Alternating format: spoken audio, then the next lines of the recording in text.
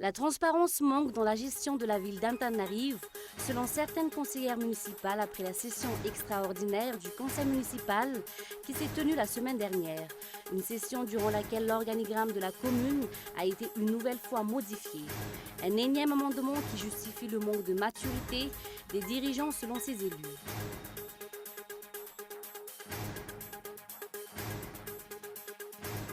Le ministre de l'Énergie persiste à dire qu'il n'y a pas de délestage à Antananarivo et ses environs.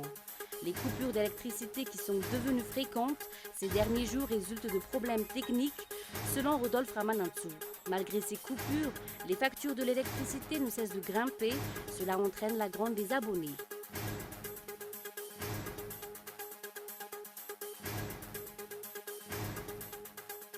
Des rebelles syriens et des djihadistes ont lancé dimanche une offensive au sud d'Alep pour tenter d'ouvrir une nouvelle route d'approvisionnement alors que les quartiers tenus par les rebelles sont totalement bouclés par les forces du régime syrien.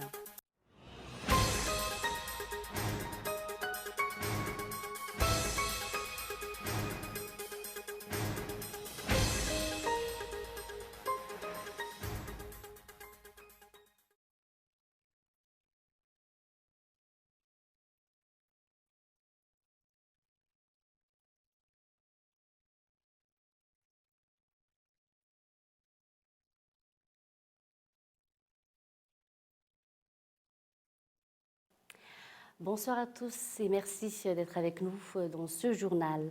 À la une de l'actualité, la transparence manque dans la gestion de la ville d'Antananarivo, selon certaines conseillères municipales après la session extraordinaire du conseil municipal qui s'est tenue la semaine dernière.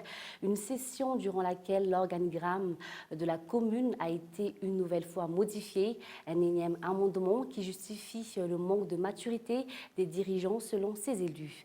Zoura Koutendine. L'amendement de l'organigramme de la commune urbaine d'Antananarivo fait partie des principaux sujets sur lesquels se sont penchés les conseillers municipaux la semaine dernière. Un organigramme qui a déjà été modifié à 4 reprises depuis l'année dernière. Une situation que dénonce la conseillère Lalatina Rakutundazaf car cela prouve le manque de maturité des dirigeants de la commune. Cet élu critique en outre le manque de transparence dans la gestion de la ville.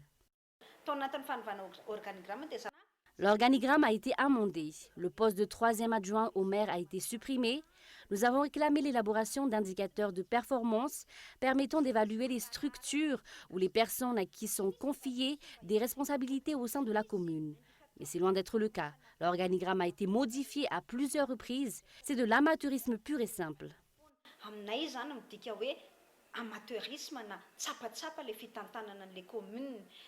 La Latina Ravloulmanan, une autre conseillère municipale élue sous les couleurs de l'opposition, partage elle aussi ce point de vue.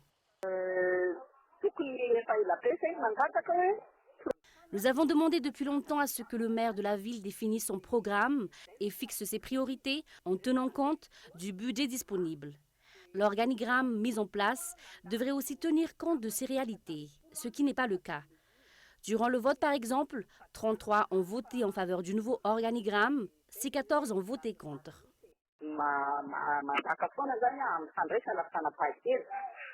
Le team majoritaire au niveau du conseil municipal fait comme bon lui semble. Il ne faut pourtant pas mélanger les affaires de parti et la gestion de la ville, selon ces élus qui voient d'un très mauvais œil l'implication de la CUA dans la gestion de l'affaire relative au terrain d'Outapenac.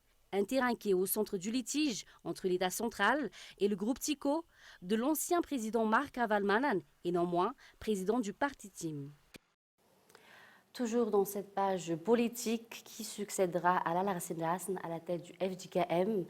Le mystère reste entier après de 2 semaines avant la tenue du grand synode de la FJKM à Antsirabe, durant lequel seront élus les nouveaux membres du bureau central de l'Église réformée. Les préparatifs de cette élection battent leur plein. Selon le comité d'organisation, cette élection est suivie de très près étant donné que les églises jouent un rôle important dans la vie politique malgache et ce depuis longtemps. Aussi, l'issue de ce synode aura des répercussions sur la vie politique dans le pays, souligne le général Désiré Ramakavelu, étant donné que la FJKM est un membre à part entière du FFKM qui a plusieurs fois joué un rôle important dans la résolution des conflits politiques dans le pays. Notons que la liste des candidats en lice pour l'élection du nouveau staff de la FJKM n'est pas encore divulguée pour l'heure. Passons à un tout autre sujet. Le ministre de l'Énergie persiste à dire qu'il n'y a pas de délestage à Antananarive et ses environs. Les coupures d'électricité qui sont devenues fréquentes ces derniers temps résultent de problèmes techniques, selon Rodolphe Ramanantsoa. Malgré ces coupures, les factures de l'électricité ne cessent de grimper. Cela entraîne la grande des abonnés. Le point avec Fezou Rafali. Retour en force des coupures d'électricité ces derniers jours dans la capitale. Ainsi, les plaintes des abonnés fusent de toutes parts. Ces coupures qui durent plusieurs heures entraînent des pertes colossales, déplore-t-il. Les coupures durent pendant plusieurs heures, notamment le soir. Outre les coupures fréquentes, les abonnés de la Jirama subissent de plein fouet la hausse de la facture de l'électricité. Si la facture se situait entre 100 milliards à 250 milliards, pour les PME, depuis quelques mois, une hausse de 40 à 80% a été enregistrée. Comme d'habitude, les responsables continuent d'avancer comme prétexte des problèmes techniques.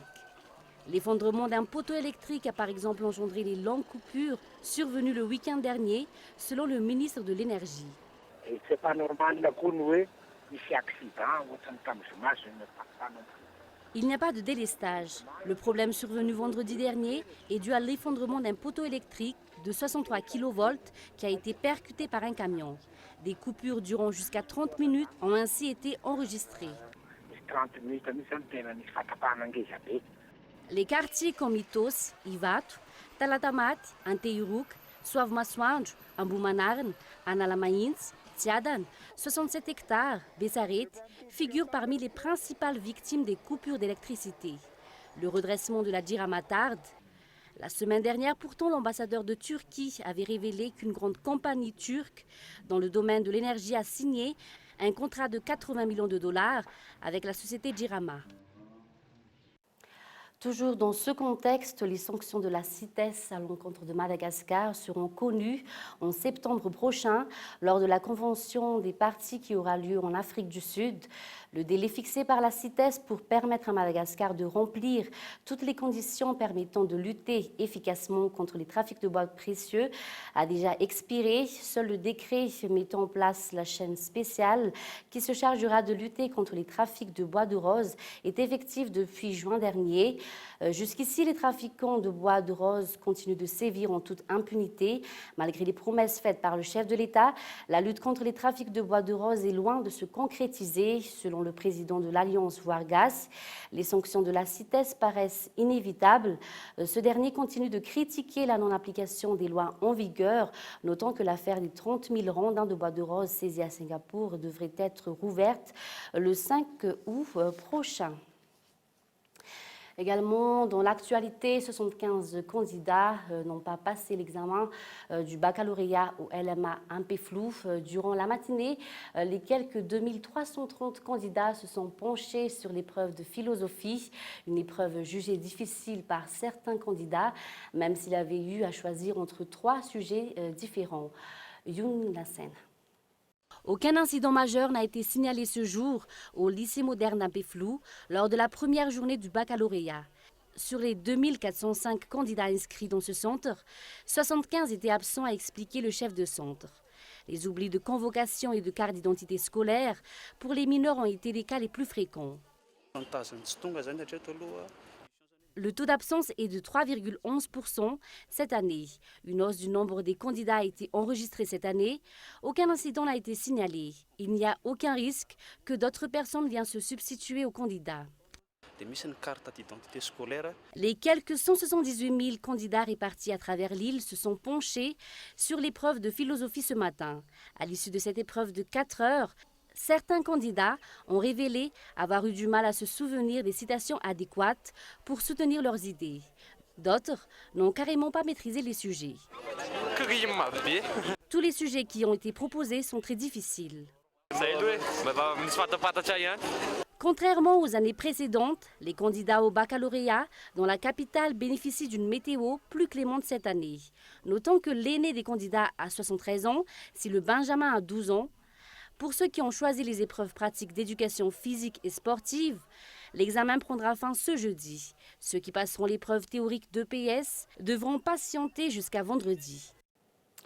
Nous l'avons annoncé dans les titres, des rebelles syriens et des djihadistes ont lancé dimanche une offensive au sud d'Alep pour tenter d'ouvrir une nouvelle route d'approvisionnement alors que les quartiers tenus par les rebelles sont totalement bouclés par les forces du régime syrien. France 24.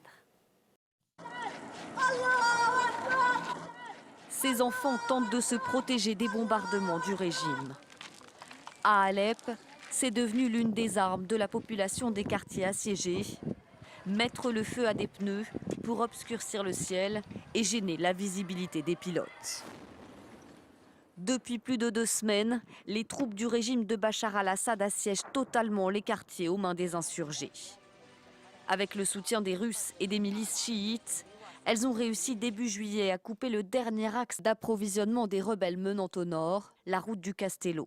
Depuis, les quelques 250 000 civils qui vivent toujours dans les quartiers insurgés sont coupés du monde. Cet hôpital a été détruit lors d'un bombardement. Pour desserrer l'étau, les rebelles, désormais alliés aux djihadistes, ont lancé une contre-offensive ce dimanche. Objectif, ouvrir une nouvelle route d'approvisionnement au sud de la ville.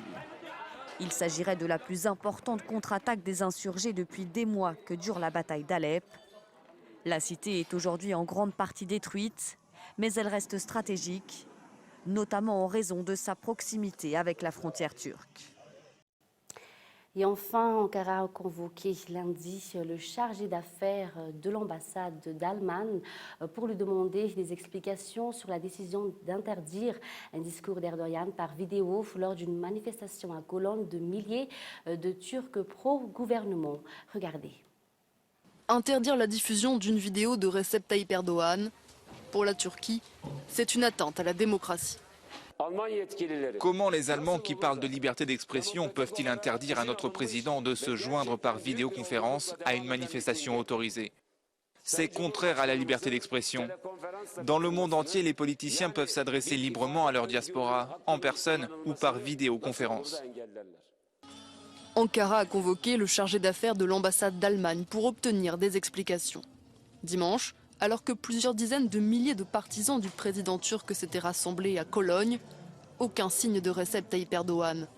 Son allocution par vidéoconférence a été interdite par la justice allemande.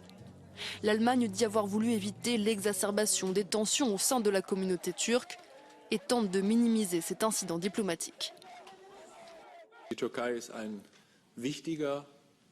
Depuis de nombreuses années, la Turquie est un partenaire important de l'Allemagne et de l'Europe. Dans le passé, nous avons eu des phases mouvementées et des phases où tout se passait extraordinairement bien. En ce moment, nous sommes dans une phase mouvementée. Une phase qui a commencé début juin, lorsque les députés allemands ont voté une résolution qualifiant de génocide le massacre des Arméniens sous l'Empire ottoman en 1915. Avant de clore ce journal, un bref rappel des titres. La transparence manque dans la gestion de la ville d'Antananarive selon certaines conseillères municipales après la session extraordinaire du conseil municipal qui s'est tenue la semaine dernière. Une session durant laquelle l'organigramme de la commune a été une nouvelle fois modifié.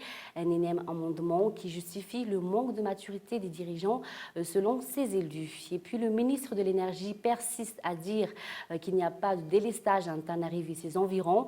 Les coupures d'électricité qui sont devenues fréquentes ces derniers jours résultent de problèmes techniques selon Rodolphe Ramanansou. Malgré ces coupures, les factures de l'électricité ne cessent de grimper et cela entraîne la grogne des abonnés. Et puis enfin, des rebelles syriens et des djihadistes ont lancé dimanche une offensive au sud d'Alep pour tenter d'ouvrir une nouvelle route d'approvisionnement alors que les quartiers tenus par les rebelles sont totalement bouclés par les forces du régime syrien. Et c'est la fin de ce journal. Merci de votre fidélité. Bonne soirée à tous sur Cool TV et au revoir.